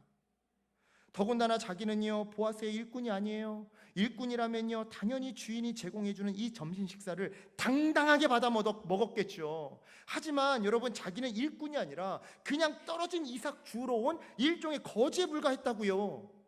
그런데도 보아스로부터 이 식사를 대접받고 있으니 룻 입장에서 얼마나 감격스럽고 행복했겠냐고요. 네. 이처럼 이삭을 줍도록 허락해 준 것으로 시작되어서 점심 식사로까지 이어진 이 보아스의 은혜는요, 끝이 없어요. 계속 이어져요. 다시 한번 그의 은밀한 배려로 계속 이어졌는데요. 자, 이전까지의 이 은혜는요, 룻이 알게끔 베푼 은혜였다면, 자, 15절과 16절 보세요. 15절과 16절에서 보아스는요, 이번에는 이제 룻이 알지 못하도록 몰래 자기들의 사환들에게 지시를 내렸는데요. 자, 그 내용을요, 역시 오늘도 전라도 버전으로 제가 15절과 16절을 전라도 버전 한번 옮겨볼게요. 한번 잘 들어보세요. 자, 아야 시방 곡식단 사이에는 이삭이 허블나게 떨어져 있으니까 룻 보고 특별히 그 짝에서 주스라고 해야 그러고 센스 있게 몰래 그 짝에다 이삭 좀 더 뿌려놓고, 아참 너희들 가가 많이 준다고 절대 눈치밥 주지 말아야. 응? 곡식 준다고 씹어보고 그러면 안 돼. 그러고 일 방해된다고 썩내도 안 돼야. 응? 가 마음 상처 안 되게 사부작 해. 맞잖아요. 15절 16절 그런 거 아닙니까? 여러분 성경을 어렵게 읽지 마세요. 성경 어렵게 읽지 마세요. 그냥 내 수준으로 이해하세요. 그렇습니다. 여러분, 보아스는요 단순히 물질적으로만 룻을 배려했던 게 아니에요. 물질적인 것은 물론이거니와 인격적인 부분까지 그는 룻을 배려했던 것이죠. 제가 이제 사역을 하다 보니까요, 섬김 중에 가장 쉬운 섬김이 물질 섬김이더라고요. 내가 여유가 있다고 해서, 형편에 여유가 있다고 해서 그냥 물질로 섬김하는 게 가장 손쉬운 섬김이더라고요. 가장 어려운 섬김은 내 시간을 쪼개는 섬김, 내 체력과 내 손과 발, 내 불편함을 드리는 섬김. 이게 진짜 어려운 섬김이고 이게 진짜 헌신이고 배려더라고요. 지금 보아스는 그러고 있는 거예요. 가진 자가 돈 몇 푼 주는 거, 이거 개평 주는 거죠. 이게 뭐가 힘듭니까? 그렇죠? 근데 그 마음까지 만져줘요. 마음까지. 여러분, 보아스가 룻에게 베푼 은혜는요, 단순히 그녀의 가난한 그 주머니 사정만 돌봐주고 끝났던 것이 아니었다 이 말이에요. 보아스가 룻에게 베푼 은혜는요, 실로 그녀의 가난한 마음까지 돌봐주었던 것이죠. 그렇습니다. 여러분, 2장 후반부는요, 보아스가 굉장히 친절하고 배려가 넘치는 사람이었다고 우리에게 말해주고 있어요. 또한 여러분, 후반부뿐만 아니라 전반부에서도 우리는 그의 이러한 인격적인 면모를 발견할 수 있는데요. 자, 여러분 4절 한번 읽어보겠습니다. 2장 4절, 전반부긴 한데, 자 4절, 우리 잠이 떠나가라 큰 소리로 4절 있습니다. 2장 4절 시작.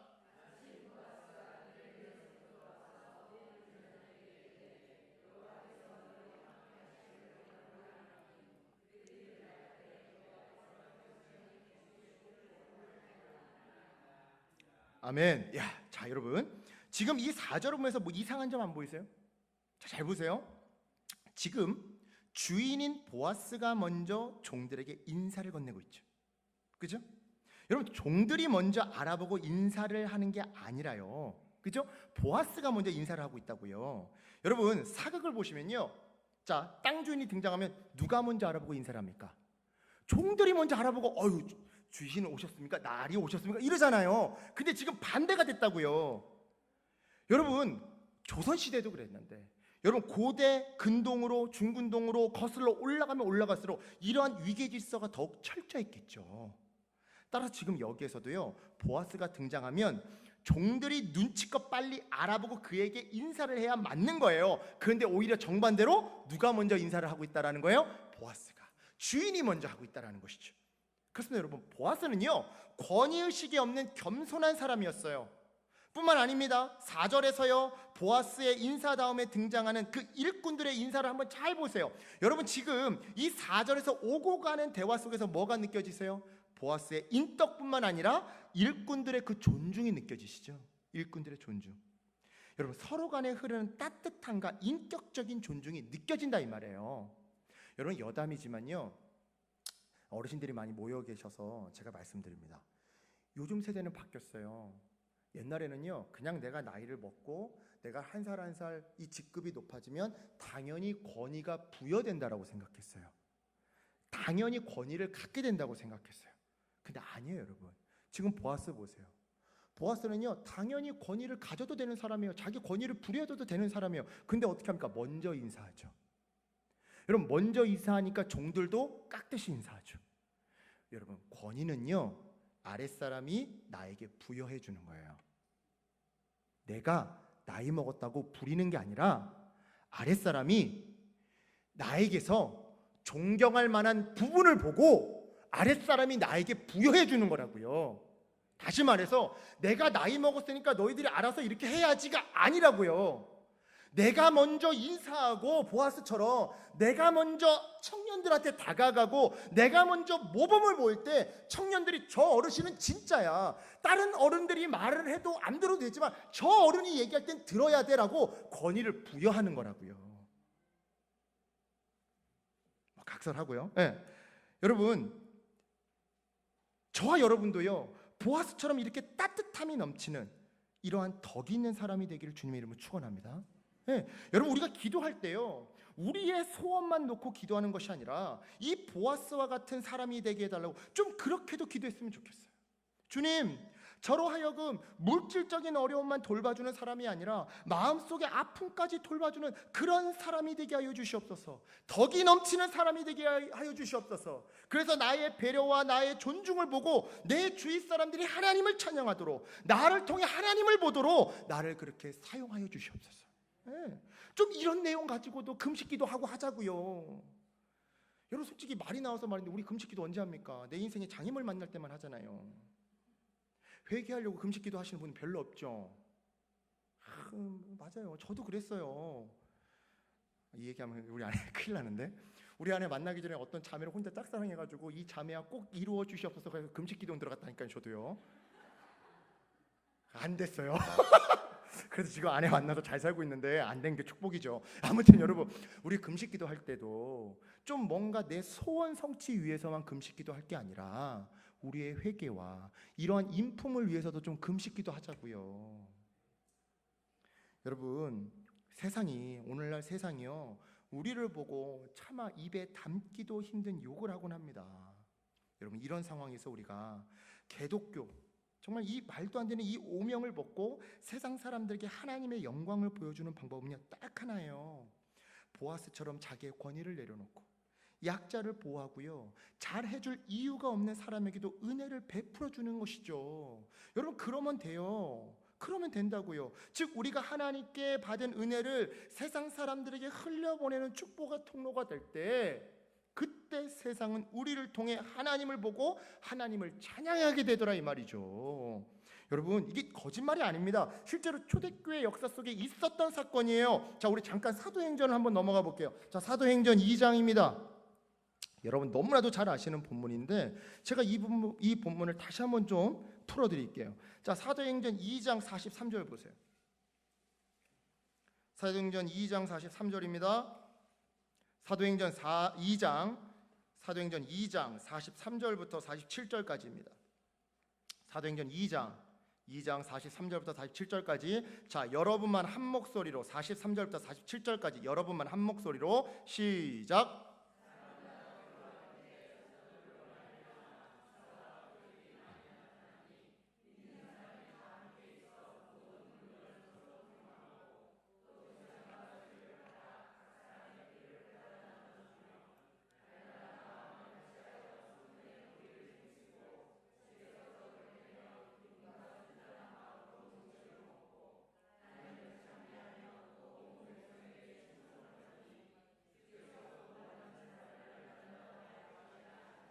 아멘. 자, 여러분, 먼저 43절 보세요.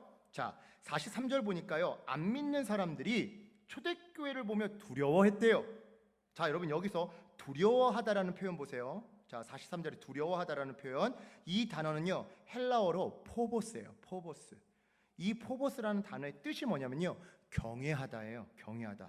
즉, 여러분, 무서워서 마치 공포 영화 보듯이 두려워했던 게 아니라 존경스러워서, 자신들과는 비교조차 할 수 없을 정도로 거룩해서, 그래서 두려워했던 게 43절에 두려워하다의 진짜 뜻이라고요. 무슨 말인지 이해하시겠어요? 그러니까 막 귀신 보는 것 같아서 두려워했다라는 게 아니라 너무 거룩하고 너무 존경스러워 경외했다, 이 표현이라고요. 43절에 두려워하다는요. 그렇다면 여러분, 자, 안 믿는 사람들은 도대체 왜 초대교회를 존경하며 두려워했던 걸까요? 자, 43절에 그 이유가 나오는데요. 자, 그 이유가 뭐래요? 기사와 표적이 많이 나타났기 때문이래요. 그죠? 43절에 그렇게 나오잖아요. 그죠? 뭐라고 나와요? 두려워하는데 왜요? 사람들로 말미암아 기사와 표적이 많이 나타나니. 두려워하는 이유가 뭐래요? 기사와 표적이 많이 나타나기 때문이래요. 그럼 또 묻겠습니다. 여러분, 이 기사와 표적의 내용은 무엇이었을까요? 방언하고 환상 보고 병 고치는 그런 일이었을까요? 네, 물론 그런 일도 있었겠죠. 하지만 이 본문은요, 우리가 방금 읽었던 이 본문은요, 이 기사와 표적을 좀 다르게 설명합니다. 자, 그 기사와 표적의 내용이 뭐였느냐? 44절 보세요. 44절에 뭐라고 나옵니까? 자기 물건을 서로 통용했대요. 그죠? 통용하는 일이었대요. 또 45절에 누가 돈 필요하다고 하면 자기 소유를 팔아서라도 그 돈 채워주는 일이었대요. 또 46절, 47절에 날마다 교회에서 모이고 또 집집마다 모여서 예배드리는 일이었대요. 즉 여러분, 방언하고 환상 보고 병 고치는 기적이 아니라 유무상통하고 매일 모여서 예배하는 일이 기적이었다는 것이죠. 본문이 그렇게 얘기하잖아요. 그렇습니다. 여러분, 잘 들으세요. 진짜 기적은요, 방언, 환상, 병 고침이 아니라 유무상통하고 매일 모여 예배하는 일이에요. 잘 생각해 보세요. 맞잖아요, 여러분. 내 옆 사람 병원비를 위해서 내 차 팔아서 병원비 보태줄 사람 이 가운데 있으세요? 안 그래도 바빠 죽겠는데, 시간이 돈인데, 어떻게든 시간 나면 나쉬기도 바쁘고 우리 가족 놀러 가기도 바쁜데 매일마다 모여서 예배하라고 하면 하실 분 있겠냐고요. 여러분, 말씀드립니다. 여러분, 그래서 이게 진짜 기적인 거예요. 왜요? 잘 들어보세요. 방언이나 환상이나 병 고침은요, 내 자아가 죽지 않아도 충분히 일어나요. 맞죠? 맞잖아요. 여러분, 이 중에 방언하시는 분이 있으실 겁니다. 내 자아가 날마다 살아 날뛰는데도 여러분, 우리 방언 기도 하잖아요. 맞잖아요. 내가 죽지 않아도, 내 자아가 죽지 않아도, 십자가를 굳이 짊어지지 않아도요, 방언, 환상, 병 고침 나타날 수 있어요. 그런데 여러분, 유무상통하는 거, 그리고 매일마다 시간을 내서 예배하고 헌신하고 봉사하는 거, 이거는요, 내가 죽지 않은 한 불가능한 일이에요. 내 자아가 길길이 날뛰는 한 절대 불가능한 일이 이 일이라고요. 그런 의미에서 여러분, 제가 어제 아주 귀한 이야기를 들었어요. 이 교회 리모델링에 물질로 또 시간으로 또 손과 발로 헌신하신 분들, 그리고 어제 또 식당 봉사로 평상시에 헌신하는 분들, 그분들이야말로 여러분 정말로 기적의 증인이고요, 기적의 자녀들인 거예요. 제가 그래서 이 교회가 은혜가 있는 교회고 복된 교회라고 하는 거예요. 요즘에 안 그런다니까요. 요즘에 자기 시간 나면요, 다 일주일씩 해외여행 가요. 누구네 교회라고 얘기는 못하겠지만 대충 예상 가시죠. 여러분, 이 교회 정말 복된 교회예요. 교회 헌신하겠다고 자기 휴가 내서 헌신하고, 여러분, 이게 기적이지. 이 교회에 기적이 있는 거예요. 여러분 잘 아세요. 여러분, 물론 방언도 기적이고요, 병 고침도 기적이에요. 그게 표적 맞아요. 근데 그것보다 더 어려운 기적, 정말 나타나기 어려운 기적, 진짜 복된 기적, 세상이 보고 거룩하다고 놀라는 하나님을 바라보게 되는 기적은요, 바로 이런 기적이에요. 본문이 그렇게 얘기하잖아요. 성경적으로 얘기하자고요. 여러분, 그런데 이 불가능한 일이 이 초대교회 가운데 벌어지고 있었던 거예요. 기적 중에 기적. 내 자아가 죽어야지만 일어나는 진짜 기적이 초대교회 가운데 일어나고 있었던 거죠. 그러니까 안 믿는 자들이 43절에서 교회를 두려워했던 거고요. 47절 보세요. 47절에서 안 믿는 자들이 교회를 칭송하면서 전도받지도 않았는데 제 발로 걸어서 교회로 들어왔던 거예요. 다른 말로 세상이 교회를 통해 하나님을 보고 하나님을 찬양하며 하나님을 믿게 되었다, 이 말이죠. 그렇습니다. 여러분, 다시 말씀드리지만요, 우리가 개독교라고 하는 그 오명을 벗고 세상에 하나님의 영광을 보여주는 방법은요, 보아스처럼, 그리고 초대교회처럼, 우리 문화촌 영광교회처럼 이웃의 아픔에 공감하면서 물질과 마음으로 그들을 도와주는 거예요. 요한일서 3장 18절에 쓰여진 바, 말과 혀로만 사랑하지 말고 행함과 진실함으로 사랑하면 된다, 이 말이에요. 그런데 여러분, 이처럼 하나님께 주님, 이웃의 아픔을 공감하고 물질은 물론이거니와 그 마음까지 시원케 해주는 사람이 되게 하여 주시옵소서라고 기도하잖아요. 그러면요, 그 하나님이 그 기도에 어떻게 응답하시는지 아십니까? 자, 이걸 잘 들으셔야 돼요. 그 연약한 이웃과 비슷한 처지로 나를 낮추심으로 응답하세요. 참 이게 가슴 아프면서도 참 하나님의 신비인데요. 왜요? 왜 하나님이 그렇게 응답하시냐? 입장의 동일함이 최고의 관계거든요. 입장의 동일함. 자, 제가 만든 단어가 아니에요. 신영복 선생님이 쓰신 글인데요. 신영복 선생님 글 중에 이런 글이 있습니다. 제가 읽어드릴 테니까 제가 천천히 읽어드리니까 한번 잘 들어보세요. 머리 좋은 것이 마음 좋은 것만 못하고, 마음 좋은 것이 손 좋은 것만 못하고, 손 좋은 것이 발 좋은 것만 못한 법입니다. 관찰보다는 애정이, 애정보다는 연합이, 연합보다는 입장의 동일함이 더욱 중요합니다. 입장의 동일함, 그것은 관계의 최고 형태입니다. 여러분, 예수님이 왜 하늘 보좌를 버리고 이 땅 가운데 인간의 형상으로 내려오신 걸까요? 입장의 동일함 때문에 그래요. 발 좋은 게 최고라면서요. 같은 땅에 발을 디디고 있어야 되는 거잖아요. 우리가 맨날 하나님은 우리가 얼마나 힘드신지 모르죠. 하나님은 저 위에서 신선 노름이나 하시느라 우리의 고통 따위는 모르시죠. 외면하고 계시죠. 하며 불평하니까 그게 아니라고. 하나님은 우리의 고통과 생존의 문제를 충분히 알고 공감하신다고. 심지어는 우리가 고통당할 때 함께 고통당하신다고 이 사실을 보여주시려고요. 우리와 같은 입장인 인간이 되셔서 이 땅에 오신 거다 이 말이에요.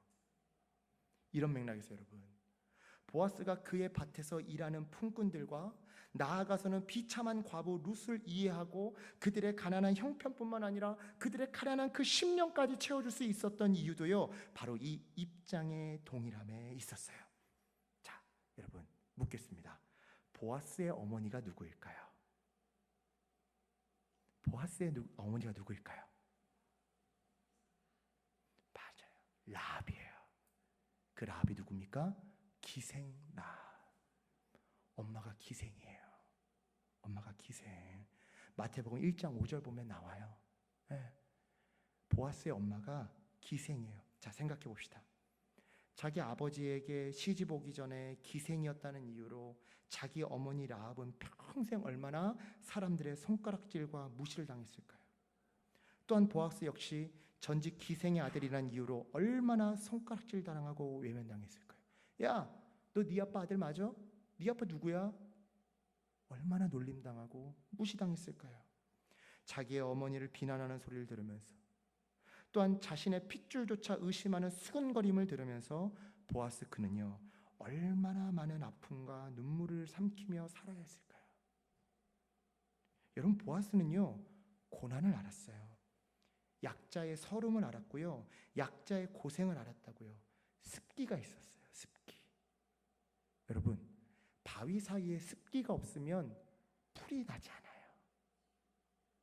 바위 사이에 습기가 없으면 새싹이 나지 않아요. 습기, 눈물이 있어요.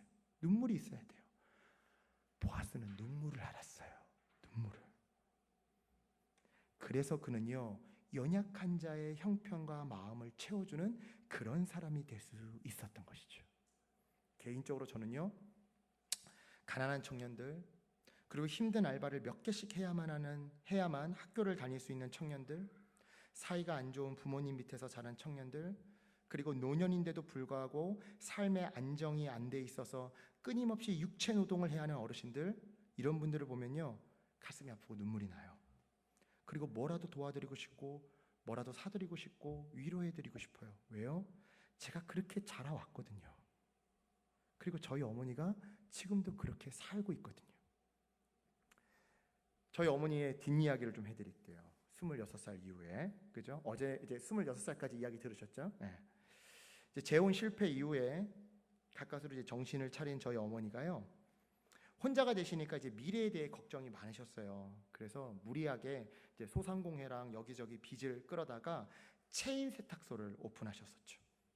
하지만 이제 제가 결혼할 즈음, 이제 29살에 제가 31살에 결혼했죠. 31살에 결혼할 즈음에 다 망하게 되셨어요. 그 덕에 큰 빚을 지게 된 어머니는요, 화병으로 배에 23개나 되는 혹이 생겼어요. 림프 선종. 그 혹을 제거하기 위해 큰 수술을 받으셔야만 했고요. 그리고 덩달아 파산 신청을 하고 개인 회생 절차를 밟을 수밖에 없었습니다.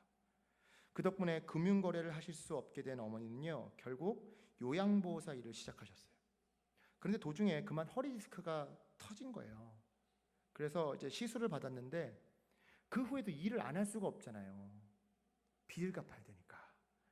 그러니까 계속 일을 하시다가 디스크 시술하신 지 6개월 만에 또 터졌어요. 그러면 이제 어르신들 아시죠? 철심 박아야 되는 거. 네. 근데 꼭 골다공증이에요. 그래서 약간 시멘트 비슷한 그거 이제 이렇게 안에 충전재로 이렇게 채워가지고, 네, 아시죠? 아시는 분들이 있을 거예요. 네. 허리 수술하신 분들. 그래서 이제 허리 수술을 했어요. 철심을 박았죠. 다행히 지금은 이제 면책을 다 받으셔서 개인 회생을 다 마친 상태예요. 이제 빚도 1,000만 원밖에 안 남은 상태입니다. 하지만 육체 노동은 계속 하고 계세요. 이제 그런 치매 어르신들 돌보는 곳에서 3교대로 일을 하세요. 나이트 일도 하고 낮 주간 일도 하고 밤 일도 하시고. 그래서 어머니를 생각하면 마음이 참 아파요. 지난주에도 전화가 왔더라고요. 지난주에도 듣자 하니까 온몸이 다 아프신 거예요. 허리 수술 이후에 이제 쉬지를 못해서 온몸이 다 틀어진 상태에 이제 골다공증까지 있으니까 치매 어르신들 이렇게 옮기다가 가슴뼈가 병원 침대에 살짝 더 부딪히면 똑 하고 부러지는 거예요. 그러니까 지금도 몇 개가 부러져 계세요. 예. 너무 고통스러우신 거예요. 너무 아프셔서 아들 생각난다고 전화하신 거예요. 여러분 솔직히 말씀드려가지고요, 목사 된 게 제일, 그러니까 유일하게 후회되고 죄스러울 때가 언제냐면요, 바로 이때예요. 어머니 아프실 때. 저 어떻게 도와드릴 방법이 없는 거예요. 여하튼 제가 고생하며 살아왔고 그 덕에 어린 나이에 당뇨를 얻었어요.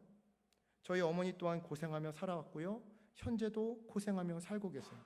그 덕에 연로하신데도 육체노동 하시는 집사님들이나 권사님들 보면요, 마치 저희 어머니 보는 것 같아요. 그래서 마음이 쓰이고 짠해요. 아파요. 네. 우리 교회 권사님들이 저를 참 많이 좋아해 주십니다. 이유가 있는데요, 어린 놈이 자기네 마음 알아준대요. 자기네 아들들도 자기네 그 아픈 가슴 안 알아주는데, 몰라주는데 제가 알아준대요. 우리 교회에 이제 서정순 권사님 그리고 조병원 지사님이라고 있어요. 나이가 많으신 분이에요. 나이가 많으신 분인데 이 조병원 지사님은 이 교회에서 청소 일을 하셔서 한 달에 이제 한 150만 원씩 이제 청소하신 걸로 이제 사례를 받으세요. 내막이 있어요. 사실은 이분이, 이 서 권사님이 그 강남 일대에서 떡볶이 장사로 집을 크게 일구셨어요. 근데 둘째 아들이 증권으로 다 날린 거예요. 그래서 지금 집도 그 건물 청소해주는 대가로 싸게 살고 계세요. 네. 근데 어쩐지 덧친 경우로 큰아들이 심장병으로 죽었어요. 어머니 안녕히 주무세요 하고 그날 밤에 그냥 갔어요. 첫째 아들은 죽었죠. 둘째 아들은 찾아오지도 않아요. 외로워요. 온몸은 다 음식 장사, 여러분 음식 장사 그 얼마나 진 빠지는지 아시죠? 몸이 너무 진이 다 빠지셔가지고요, 예배당에 앉아 있으시지를 못해요. 그래서 교회를 못 나오세요. 조병훈 지사님은 자기 이 노년에 자기 아내 어떻게 될까봐 늘 전전긍긍. 우리 사역자들만 보면 우리 서권사 이거 좋은지 좀 알아봐줘. 우리 서권사 이거 먹으면 괜찮나 좀 알아봐줘. 맨날 이런 말씀하세요. 명절 때 제가 하는 일이요, 뭐 많은 건 아니지만 사골 한 25,000원, 5,000원 시장에서 사다가 갖다 드리는 게 제 명절 때 제 하는 일이에요. 자녀들 다 잘 안 오니까, 외로우시니까. 여러분, 바로 이러한 이유 때문에 제가 제 인생을 원망하지 않는 거예요. 오히려 감사하는 거예요. 여러분 생각해 보세요. 제가 가난을 모르고 삶의 무게를 몰랐다면, 또한 우리 어머니 매맞는 아내가 아니었고 노년에 육체 노동을 안 해도 되는 그런 넉넉한 분이었다면, 한 가지 더, 저희 부부가 난임이 아니라면 제가 이런 설교를 감히 할 수 있을까요, 여러분? 40도 안 되는 어린 놈이 아무리 목사라고 하더라도 감히 어르신들 앞에서 제가 이런 메시지를 담대하게 전할 수 있겠냐고요? 아니에요, 여러분. 여러분 정말 주제 넘게 말씀드리지만요, 입장이 동일함, 그게 있기 때문에 정말 제가 이 자리에 설 수 있는 거예요. 그래서 그리스도인에게는 고난이 훈장인 거예요. 고난이 훈장인 거예요. 이런 맥락에서 말씀드립니다. 사랑하는 여러분, 연약함을 감사하세요. 연약함을. 왜요? 그건 하나님이 주신 위로의 무기, 공감의 무기예요. 여러분 닉 부이치치 아시죠? 호주인데 그 오체가 다 없는 그 친구. 그 친구가요, 강연장 가면요, 갑자기 여기 테이블 위에 이렇게 서 있다가 픽 쓰러집니다.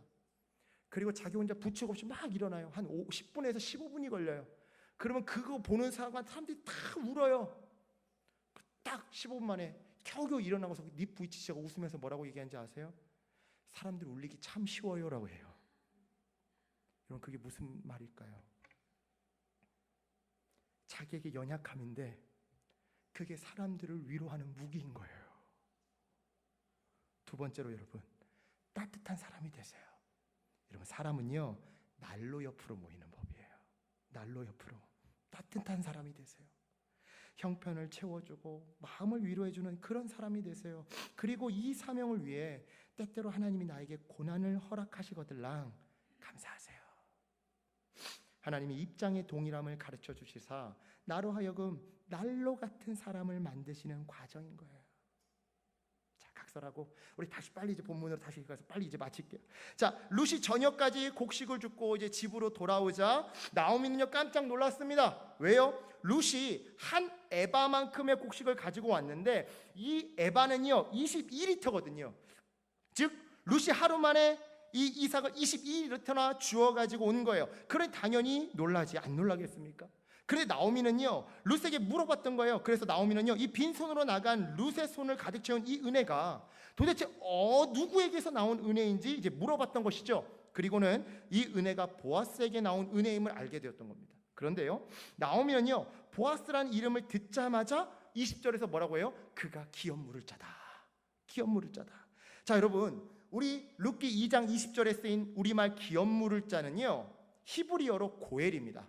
제가 시간이 걸려도 이 단어는 꼭 설명해야 돼요. 고엘. 자, 이 고엘은요 크게 4가지 의무를 갖고 있어요. 자, 첫 번째는요, 잘 들으세요. 형제나 친척이 가난해서 자기 땅을 팔았을 경우 그 땅값을 대신 물어주고 그 땅을 다시 되찾아주는 의무였고요. 두 번째는요, 형제나 친족이 빚을 못 갚아서 종으로 팔려갔을 경우에 그 몸값을 대신 지불해주고 그 사람을 자유인으로 만들어주는 의무였어요. 자, 세 번째 의무가 있습니다. 고엘, 기업 물으는 자. 세 번째 의무는요, 형제나 친척이 아들 없이 죽어서 대를 잇지 못하게 될 경우 그 미망인 하고 결혼해서 대신 아들을 낳아주는 의무였어요. 계대혼인법, 제가 어제 설명드렸죠. 자, 네 번째 의무가 있습니다. 형제나 친족이 살해당했을 때에 대신 원수를 갚아주는 의무였어요.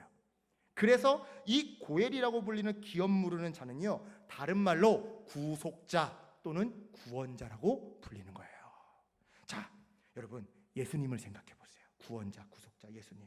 실제로 많은 학자들은요 구약의 율법 속 이 기업 물을 자가 바로 예수님의 사역을 미리 보여주는 예표, 모형이라고 말하는데요. 첫째, 왜냐? 첫째, 자, 땅에 대한 것이었죠. 아까 땅 되찾아주는 것이었죠. 자, 우리가 사탄에게 빼앗긴 우리의 기업, 즉 하나님 나라를 되찾아 주신 분이 누구예요? 예수 그리스도. 자, 두 번째, 종살이에 대한 것이었죠. 죄의 종노릇하며 죄에 매여 있던 우리를 자기의 피값으로 자유케 해주신 분이 누구예요? 예수 그리스도. 자, 세 번째 뭐였습니까? 이세, 생명에 관한 것이었죠. 선악과 이후에 영생을 잃어버리고 소망 없이 살아가는 우리에게 새로운 생명, 영생을 주신 분이 누구예요? 예수 그리스도. 자, 네 번째, 복수에 대한 것이었죠. 복수. 자, 우리의 대적 원수 마귀의 머리를 상하게 하신 분이 누구예요? 예수 그리스도. 맞죠? 그죠? 네. 그래서 여러분, 이 룻기의 보아스는요 예수님의 사역을 예표하는 그런 사람이었던 거예요. 여러분, 이처럼 예수님의 성품을 닮아 온유하고 겸손하며 예수님의 사역을 닮아 기업을 물러줄 이 보아스 덕분에요. 아니, 엄밀히 말하자면 이러한 보아스와의 우연히 만나게 해주신 그 하나님의 섭리 덕분에요 이제 나오미 가정은요 보리 추수가 끝날 때까지 생계 문제를 해결하게 된 거예요. 23절 보세요. 룻기 2장 23절. 불과 어제까지만 해도 내일 먹을 것을 걱정해야만 하는 이 두 과부의 빈손을 하나님은요 예수님을 닮은 보아스를 통해 채워주시기 시작하셨던 것이죠. 비록 부자는 아니지만 일용할 양식을 주시사 절대 굶지 않도록, 절대 망하지 않도록 하셨다, 이 말이에요. 여러분, 이 부분에서 여러분 다시 한번 우리 1장, 룻기 1장부터 2장까지 모든 본문들을 한번 묵상해 보자고요. 자, 과거 1장 20절에서 나오미는요 자신을 이렇게 힘들게 만든 것은 하나님이라고 말했어요. 즉 이 지경에 놓일 때까지 하나님은 자신을 잊어버리고 돌봐주지 않았다고 생각했던 것이죠. 하지만 여러분, 이건 사단이 심어준 생각이었어요. 거짓된 생각이었어요. 왜냐? 사실 잊은 사람은요, 하나님이 아니라 나오미였거든요. 애시당초 하나님을 잊고 하나님의 말씀이 없는데도 약속의 땅을 버리고 눈에 보이는 성공을 따라 생계 문제 때문에 이방 땅으로 간 것은 나오미였고요. 애시당초 하나님을 잊고 이방 땅에서도 한 번도 하나님을 찾지 않았던 것은 나오미였다고요. 우리의 삶과 똑같죠. 우리는요, 맨날 이런 원망이에요. 왜 하나님 나를 도와주지 않습니까? 왜 내게 말씀 주지 않습니까? 다른 사람은 기도만 하면 넙죽넙죽 응답 주시고 그렇게 음성 들려주시면서 왜 나는 외면하십니까? 아니에요, 여러분. 애시당초 내 눈에 보이는 대로 살았던 내 잘못이에요. 애시당초 내 좋을 대로 내 멋대로 하나님의 말씀이었는데도 내 감정대로 내 생각대로 내 눈에 보이는 대로 살았던 내 잘못이라고요. 그리고 하나님은 지금도 무시로 내 마음속에 찾아와 말씀하시는데 내가 이걸 너무 즐거워하고 내려놓지 못해서 하나님의 음성을 듣지 못하는 내 문제라고요. 사단에게 속고 있는 거라고요. 그렇게 원망함에도 불구하고 하나님은요, 끝나지 않는 은혜로, 끝이 없는 은혜로 하나님을 버린 나오미에게 다시 소망의 불을 지금 밝혀주셔요. 그죠? 하나님에 대한 소망이 이방 땅에 있는 그녀의 귀에 들리게 하신 분이 바로 하나님이셨어요. 또한 오르바는 떠나서도 룻으로 하여금 나오미의 옆을 떠나지 않고 지키도록 하신 분도요, 하나님이셨어요. 또한 때마침 추수기간을 맞춰 고향으로 돌아가게 하신 분도 하나님이셨고요. 이삭을 주러 나간 룻을 보아스의 밭으로 우연하게 인도하신 분도 하나님이셨어요. 무엇보다 보아스로 하여금 룻에게 먹을 것뿐만 아니라 상한 식량까지 채워주도록 주장하신 분도요, 바로 하나님이셨다고요. 이처럼 하나님은요, 끝이 없는 은혜로, 계속되는 은혜로 어두운 나오미와 룻의 삶을 점차 회복시켜 나갔던 거예요. 그렇습니다, 여러분. 이처럼 하나님의 은혜는요, 늘 끝났다고 하는 시점에서 다시 시작돼요. 맞잖아요. 홍해의 기적을 생각해 보세요. 이제 길이 끝났다고, 더 이상 길이 없다고 하는 그 시점에 바다가 갈라지고 길이 만들어지잖아요.